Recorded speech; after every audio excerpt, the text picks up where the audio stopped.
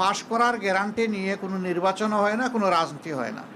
আপনি যাবেন মানুষের কাছে আপনার বক্তব্য নিয়ে, মানুষ যেভাবে গ্রহণ করবে, যতটুকু গ্রহণ করবে, তাকে আপনার অভিনন্দন জানানো উচিত। তো আমরা সব মিলেই এখন আপনাদের সামনে পূর্ণাঙ্গ কোনো বক্তব্য দিতে পারছি না বলে আমরা দুঃখিত।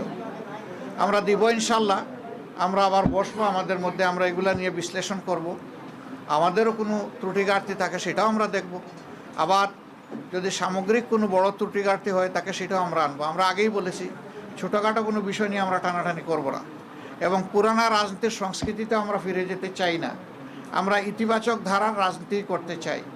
রাজনীতি যদি দেশের মানুষের জন্য হয়, তাহলে যারা রাজনীতি করবেন তাদেরকে এই কথা মেনে নিতে হবে যে পাশ করার গ্যারান্টি নিয়ে কোনো নির্বাচনও হয় না, কোনো রাজনীতি হয় না।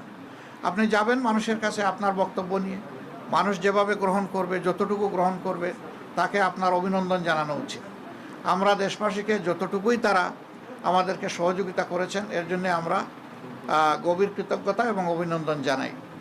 আর আমরা আশা করছি যে খুব দ্রুতই সরকার তার অফিসিয়াল রেজাল্ট পাবলিশ করার সাথে সাথে আমরা আবার আপনাদেরকে কষ্ট দেব। তখন আমরা আমাদের চূড়ান্ত দৃষ্টিভঙ্গি জাতিকেও জানিয়ে দেব, আপনাদেরকেও জানিয়ে দেব। তবে আপনারা আশ্বস্ত থাকতে পারেন যে আমাদের দৃষ্টিভঙ্গি হবে ইতিবাচক ধারার রাজনীতি, কল্যাণ ধারার রাজনীতি, মানুষের জন্য রাজনীতি, দলের জন্য রাজনীতি নয়। আমরা বিরোধিতার জন্য বিরোধিতা, ওই রাজনীতি আমরা করব না। আমরা কোরআনের একটা মূলনীতি আছে, তাওয়ানু আলাল বিররি ওয়াত তাকওয়া ওয়ালা তাওয়ানু আলাল ইসমি ওয়াল উদওয়ান, যে তোমরা ভালো কাজে সহযোগিতা করো, আর কাজটা যদি মন্দ হয়, অকল্যাণকর হয়, তাহলে তোমরা তার বিরোধিতা করো অথবা তোমরা সহযোগিতা থেকে বিরত থাকো।